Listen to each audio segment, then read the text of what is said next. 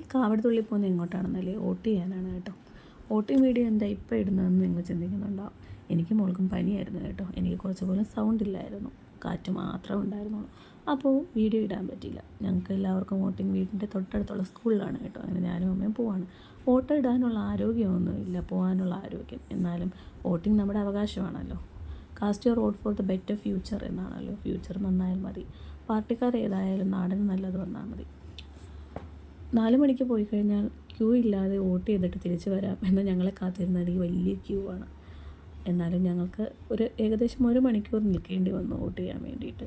ഇത് മായ ആൻറ്റി, ഞങ്ങളുടെ വീടിൻ്റെ തൊട്ടടുത്തുള്ള ആൻറ്റിയാണ് കേട്ടോ. ആൻറ്റിക്ക് എന്നെയും മോളെയും വലിയ കാര്യമാണ്. എന്നാലും ആൻറ്റി മോളെ എടുത്ത് നടന്നതുകൊണ്ട് എനിക്കും അമ്മയ്ക്കും സൗകര്യമായിട്ട് വോട്ട് ചെയ്യാൻ പറ്റി. എന്നാലും വൈകുന്നേരം ആയതുകൊണ്ടും വോട്ടിംഗ് സമയം കഴിയാറായതുകൊണ്ടും പോലീസുകാരെല്ലാവരും അവിടെ വന്നിട്ടുണ്ടായിരുന്നു. എന്തായാലും വോട്ട് ചെയ്ത് കഴിഞ്ഞ് ഞാനും അമ്മയും മോളും വീട്ടിലേക്ക് പോവാണ്. ഇന്നത്തേക്ക് ഇത്രയേ ഉള്ളൂ കേട്ടോ. Bye bye, Tata.